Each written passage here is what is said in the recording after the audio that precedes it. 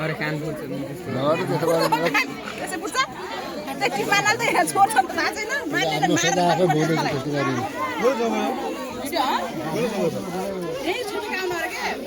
अलि राम्रोसँग सोध्नु न अलि राम्रोसँग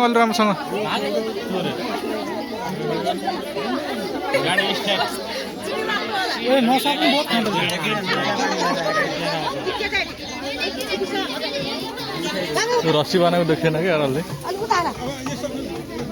सोध्दैन